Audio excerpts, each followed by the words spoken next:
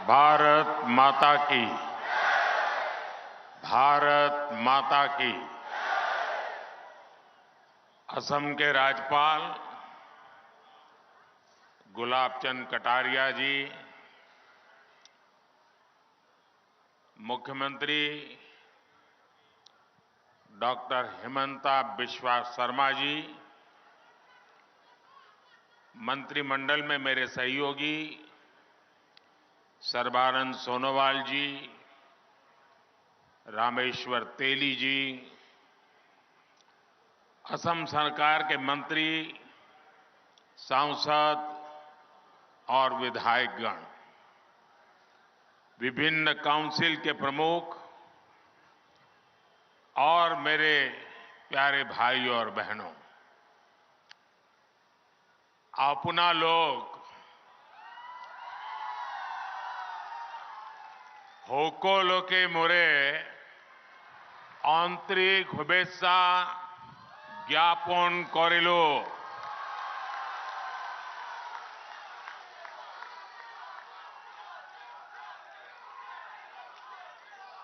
आज मुझे एक बार फिर मां कामाख्या के आशीर्वाद से असम के विकास से जुड़े प्रोजेक्ट्स आपको सौंपने का सौभाग्य मिला है। थोड़ी देर पहले यहां 11,000 करोड़ रुपयों के प्रोजेक्ट का शिलान्यास और लोकार्पण हुआ है। ये सारे प्रोजेक्ट असम और नॉर्थ ईस्ट के साथ ही दक्षिण एशिया के दूसरे देशों के साथ इस क्षेत्र की कनेक्टिविटी को और मजबूत करेंगे। ये प्रोजेक्ट असम में टूरिज्म सेक्टर में नए रोजगार पैदा करेंगे और स्पोर्टिंग टैलेंट को भी नए अवसर देंगे। ये मेडिकल एजुकेशन और हेल्थ केयर सेक्टर में भी असम की भूमिका का विस्तार करेंगे। मैं असम के नॉर्थ ईस्ट के अपने सभी परिवारजनों को इन परियोजनाओं के लिए बहुत बहुत बधाई देता हूं।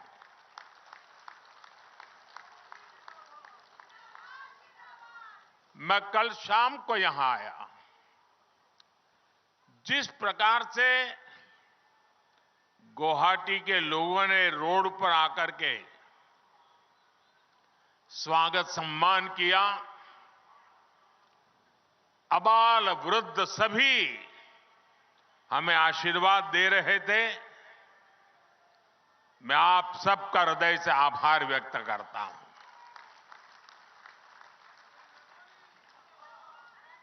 मैंने टीवी पर देखा कि आप लोगों ने लाखों दीप जलाए।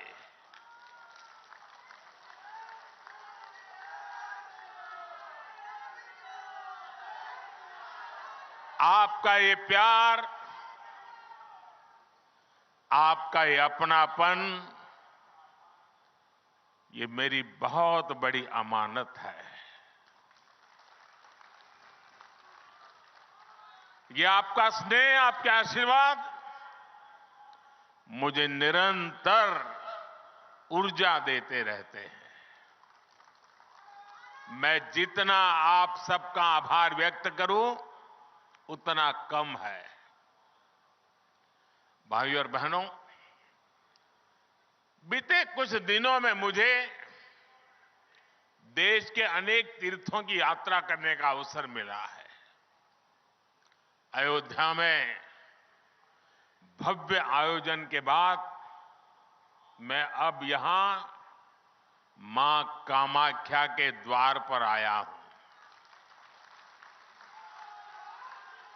आज मुझे यहां मां कामाख्या दिव्य लोक परियोजना का शिलान्यास करने का सौभाग्य प्राप्त हुआ। इस दिव्य लोक की जो कल्पना की गई है, मुझे इसके बारे में विस्तार से बताया गया है। जब ये बनकर पूरा होगा तो ये देश और दुनिया भर से आने वाले मां के भक्तों को असीम आनंद से भर देगा। मां कामाख्या दिव्य लोक परियोजना के पूरा होने के बाद हर साल और ज्यादा श्रद्धालु यहां आकर दर्शन कर सकेंगे। और मैं देख रहा हूं कि मां कामाख्या के दर्शन की संख्या जितनी ज्यादा बढ़ेगी, उतना ही पूरे नॉर्थ ईस्ट में ये टूरिज्म का प्रवेश द्वार बन जाएगा। जो भी यहां आएगा पूरे नॉर्थ ईस्ट के टूरिज्म की ओर बढ़ेगा। एक प्रकार से ये उसका प्रवेश द्वार बन जाने वाला है। इतना बड़ा काम इस दिव्य लोक के साथ जुड़ा हुआ है। मैं हिम्मता जी और उनकी सरकार की इस शानदार प्रोजेक्ट के लिए सराहना करता हूं। साथियों, हमारे तीर्थ, हमारे मंदिर, हमारी आस्था के स्थान ये सिर्फ दर्शन करने की ही स्थली है, ऐसा नहीं है। ये हजारों वर्षों की हमारी सभ्यता की यात्रा की अमिट निशानियां हैं। भारत ने हर संकट का सामना करते हुए कैसे खुद को अटल रखा, ये उसकी साक्षी है। हमने देखा है कि एक समय में जो सभ्यताएं बहुत समृद्ध हुआ करती थी, आज उनके खंडहर ही बचे हैं। दुर्भाग्य से आजादी के बाद जिन्होंने लंबे समय तक देश में सरकारें चलाई, वो भी आस्था के इन पवित्र स्थानों का महत्व समझ नहीं पाए। उन्होंने राजनीतिक लाभ के लिए अपनी ही संस्कृति, अपने ही अतीत पर शर्मिंदा होने का एक ट्रेंड बना दिया था। कोई भी देश अपने अतीत को ऐसे मिटाकर, ऐसे भुलाकर, अपनी जड़ों को काटकर कभी विकसित नहीं हो सकता। मुझे संतोष है कि बीते 10 वर्षों में अब भारत में स्थितियां बदल गई है। भाजपा की डबल इंजन सरकार ने विकास और विरासत को अपनी नीति का हिस्सा बनाया है। इसका परिणाम आज हम असम के अलग अलग कोनों में भी देख रहे हैं। असम में आस्था, अध्यात्म और इतिहास से जुड़े सभी स्थानों को आधुनिक सुविधाओं से जोड़ा जा रहा है। विरासत को संजोने के इस अभियान के साथ ही विकास का अभियान भी उतनी ही तेजी से चल रहा है। बीते 10 वर्षों को देखो, तो हमने देश में रिकॉर्ड संख्या में कॉलेज बनाए हैं, यूनिवर्सिटीज बनाए हैं। पहले बड़े संस्थान सिर्फ बड़े शहरों में ही होते थे। हमने आईआईटी,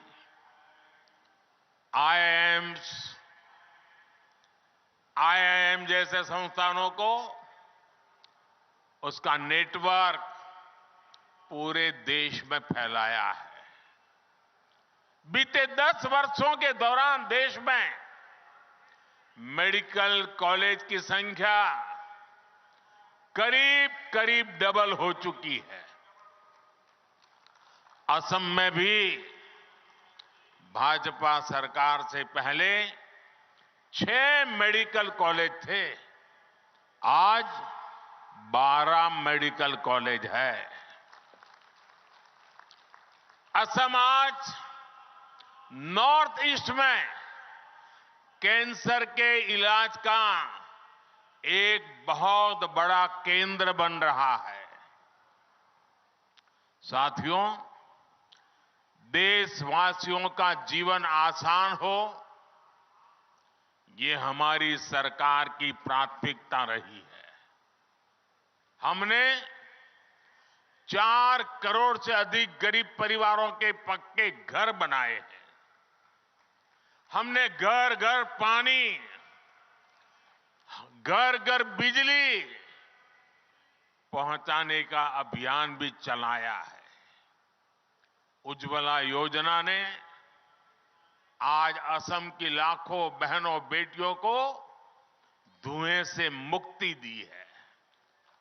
स्वच्छ भारत अभियान के तहत बने शौचालयों ने असम की लाखों बहनों बेटियों की गरिमा की रक्षा की है। साथियों, विकास और विरासत पर हमारे इस फोकस का सीधा लाभ देश के नौजवानों को हुआ है। आज देश में पर्यटन और तीर्थ यात्रा को लेकर उत्साह बढ़ रहा है। काशी कॉरिडोर बनने के बाद वहां रिकॉर्ड संख्या में श्रद्धालु पहुंच रहे हैं। बीते 1 वर्ष में 8.5 करोड़ लोग काशी गए। 5 करोड़ से अधिक लोगों ने उज्जैन में महाकाल महालोक के दर्शन किए। 19 लाख से अधिक लोगों ने केदार धाम की यात्रा की है। अयोध्या धाम में प्राण प्रतिष्ठा को अभी कुछ ही दिन हुए हैं। 12 दिन में ही अयोध्या में 24 लाख से ज्यादा लोग दर्शन कर चुके हैं। मां कामाख्या दिव्य लोक बनने के बाद यहां भी हम ऐसा ही दृश्य देखने वाले हैं। साथियों, जब तीर्थ यात्री आते हैं, श्रद्धालु आते हैं, तब गरीब से गरीब भी कमाता है। रिक्शे वाले हो, टैक्सी वाले हो, होटल वाले हो, रेहड़ी पटरी वाले हो, सभी की आमदनी बढ़ती है। इसलिए इस वर्ष के बजट में भी हमने पर्यटन पर बहुत बल दिया है। केंद्र की भाजपा सरकार पर्यटन से जुड़े ऐतिहासिक स्थानों के विकास के लिए नया अभियान शुरू करने जा रही है। असम में, नॉर्थ ईस्ट में तो इसके लिए भरपूर संभावनाएं हैं। इसलिए भाजपा सरकार नॉर्थ ईस्ट के विकास पर विशेष जोर दे रही है। साथियों, बीते 10 वर्षों से नॉर्थ ईस्ट में रिकॉर्ड संख्या में टूरिस्ट आए हैं। आखिर ऐसे कैसे हुआ? पर्यटन के केंद्र नॉर्थ ईस्ट के खूबसूरत इलाके तो पहले भी यहां थे, लेकिन तब इतने टूरिस्ट यहां नहीं आते थे। हिंसा के बीच, साधन संसाधनों के अभाव के बीच, सुविधाओं की कमी के बीच आखिर कौन यहां आना पसंद करता? आप भी जानते हैं कि 10 साल पहले असम समेत पूरे नॉर्थ ईस्ट में क्या स्थिति थी। पूरे नॉर्थ ईस्ट में रेल यात्रा और हवाई यात्रा बहुत ही सीमित थी। सड़कें संकरी भी थी और खराब भी थी। एक राज्य से दूसरे राज्य में आना जाना तो छोड़िए, एक जिले से दूसरे जिले में आने जाने में भी कई घंटे लग जाते थे। इन सारी परिस्थितियों को आज भाजपा की डबल इंजन सरकार ने, एनडीए सरकार ने बदला है। साथियों, पिछले 10 वर्षों में हमारी सरकार ने यहां विकास पर होने वाले खर्च को 4 गुना बढ़ाया है। 2014 के बाद रेलवे ट्रैक की लंबाई 1900 किलोमीटर से ज्यादा बढ़ाई गई। 2014 से पहले की तुलना में रेल बजट करीब 400% बढ़ाया गया है। और तब तो प्रधानमंत्री आपके आसाम से चुन के जाते थे। उससे ज्यादा काम ये आपका साथी कर रहा है।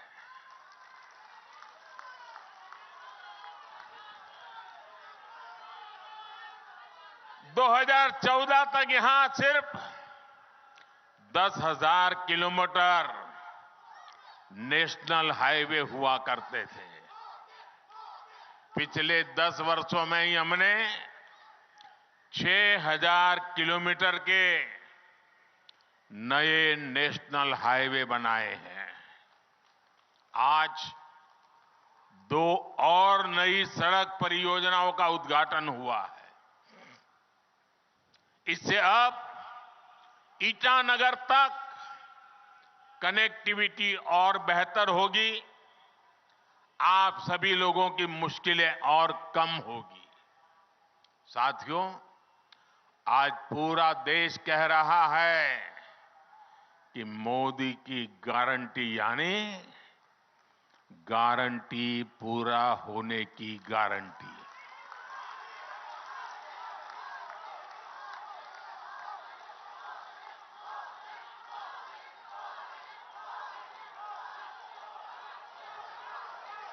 मैंने गरीबों को, महिलाओं को, युवा और किसान को मूल सुविधा देने की गारंटी दी है। आज इनमें से अधिकतर गारंटियां पूरी हो रही है। हमने विकसित भारत संकल्प यात्रा के दौरान भी देखा है, जो भी सरकारी योजनाओं से वंचित थे, उन तक पहुंचने के लिए मोदी की गारंटी वाली गाड़ी पहुंची है।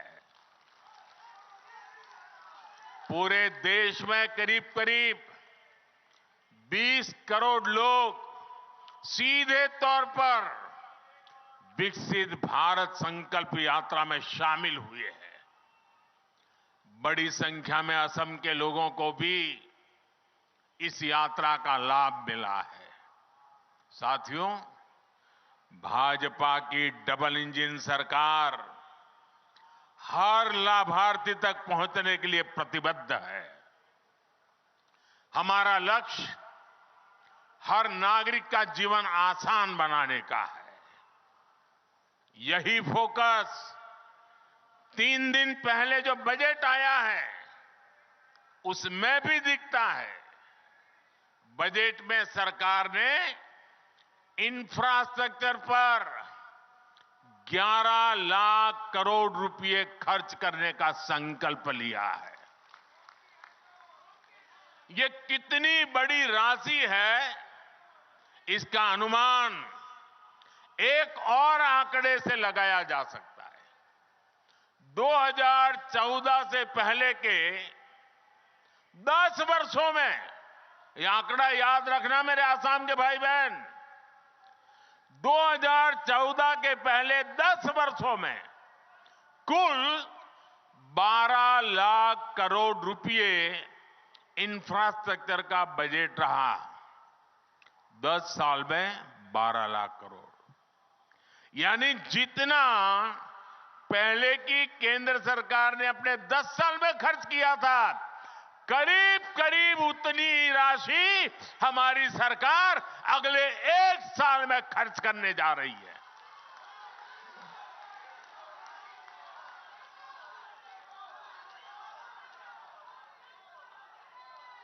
आप कल्पना कर सकते हैं कि देश में कितने बड़े पैमाने पर निर्माण कार्य होने जा रहा है।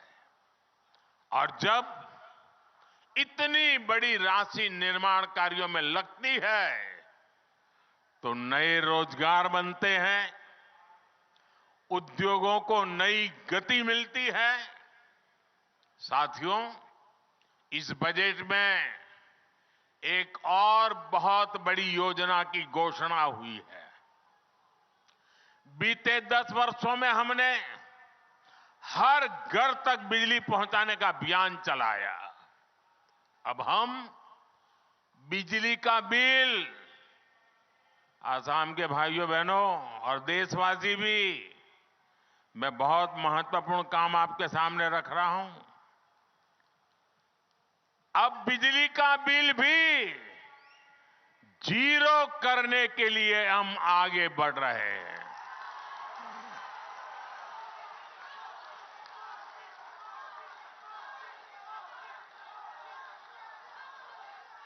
बजट में सरकार ने रूफटॉप सोलर की बहुत बड़ी योजना का ऐलान किया है। इस योजना के तहत प्रारंभ में 1 करोड़ परिवारों को सोलर रूफटॉप लगाने के लिए सरकार मदद करेगी। इससे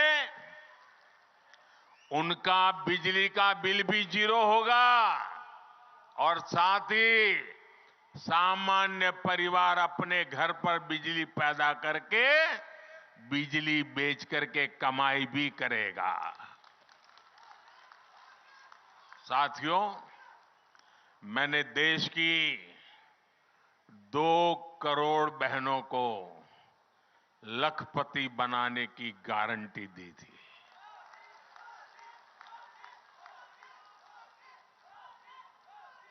बीते वर्षों में जब मैंने हिसाब किताब लगाना शुरू किया तो मुझे प्राथमिक जो जानकारी मिली है, अब तक हम 1 करोड़ बहनें लखपति दीदी बन चुकी है।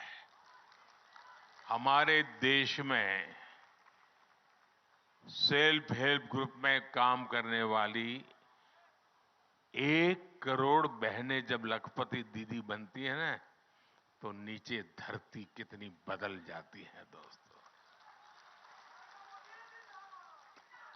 अब इस बजट में हमने लखपति दीदी बनाने के लक्ष्य को और बढ़ा दिया है। अब 2 करोड़ के बजाय 3 करोड़ बहनों को लखपति दीदी बनाया जाएगा। इसका लाभ असम की मेरी हजारों लाखों बहनों को भी जरूर होने वाला है। यहां स्वयं सहायता समूह से जुड़ी सभी बहनों के लिए अवसर ही अवसर आने वाले हैं और इतनी बड़ी माताएं बहनें यहां आई है, जरूर उसमें भी मेरी लखपति दीदी आई ही होगी। हमारी सरकार इस बजट में आंगनवाड़ी और आशा बहनों को भी अब आयुष्मान योजना के दायरे में ले आई है। इससे उन्हें भी अब 5 लाख रुपया तक के मुफ्त इलाज की सुविधा मिल गई है। जब बहनों बेटियों का जीवन आसान बनाने वाली सरकार हो, संवेदनशीलता से काम होता है। भाइयों और बहनों, मोदी जो गारंटी देता है ना, उसे पूरा करने के लिए दिन रात एक करने का हौसला भी रखता है। इसलिए आज नॉर्थ ईस्ट को मोदी की गारंटी पर भरोसा है। आज असम में देखिए, सालों साल से जो इलाके अशांत थे, वहां अब स्थायी शांति स्थापित हो रही है। राज्यों के बीच सीमा विवाद हल हो रहे हैं। भाजपा सरकार बनने के बाद यहां 10 से ज्यादा बड़े शांति समझौते हुए हैं। पिछले कुछ वर्षों में नॉर्थ ईस्ट में हजारों युवाओं ने हिंसा का रास्ता छोड़कर विकास का रास्ता चुना है। मैंने कई वर्षों तक आसाम में मेरी पार्टी के संगठन का काम किया है। मैं यहां हर इलाके में घुमा हुआ इंसान और मुझे याद है, उस समय जाने आने में एक रुकावट ये होती थी कि रोड ब्लॉक के कार्यक्रम, बंद के कार्यक्रम और गुवाहाटी तक के अंदर बम ब्लास्ट की घटनाएं मैं अपनी आंखों से देखता था। आज वो भूतकाल बनता चला गया है। दोस्तों, लोग शांति से जी रहे हैं। असम के 7,000 से ज्यादा नौजवानों ने भी हथियार छोड़े हैं। देश के विकास में कंधे से कंधा मिलाकर चलने का संकल्प लिया है। कई जिलों में आस्था हटाया गया है। जो क्षेत्र हिंसा प्रभावित रहे, आज वो अपनी आकांक्षाओं के अनुसार अपना विकास कर रहे हैं और सरकार उनकी पूरी मदद कर रही है। साथियों, छोटे लक्ष्य रखकर कोई भी देश, कोई राज्य तेज विकास नहीं कर सकता। पहले की सरकारें ना बड़े लक्ष्य तय करती थी और ना ही अपने लक्ष्यों को प्राप्त करने के लिए उतनी मेहनत करती थी। हमने पहले की सरकारों की सोच को भी बदल दिया है। मैं नॉर्थ ईस्ट को उसी तरफ विकसित होते देख रहा हूं जैसा पूर्वी एशिया को दुनिया देखती है। आज नॉर्थ ईस्ट होते हुए दक्षिण एशिया और पूर्वी एशिया की कनेक्टिविटी का विस्तार हो रहा है। आज यहां साउथ एशिया सब रीजनल इकोनॉमिक कॉरपोरेशन, उसके कोऑपरेशन के तहत भी अनेक सड़कों को अपग्रेड करने का काम शुरू हुआ है। आप कल्पना कीजिए, जब कनेक्टिविटी के ऐसे सभी प्रोजेक्ट पूरे होंगे तो हिस्सा व्यापार कारोबार का कितना बड़ा केंद्र बनेगा। मैं जानता हूं कि असम के नॉर्थ ईस्ट के हर युवा का भी यही सपना है कि वो भी पूर्वी एशिया जैसा विकास यहां देखे।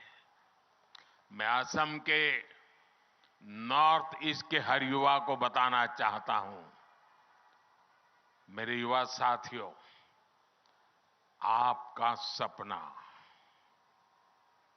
आपका सपना मोदी का संकल्प है।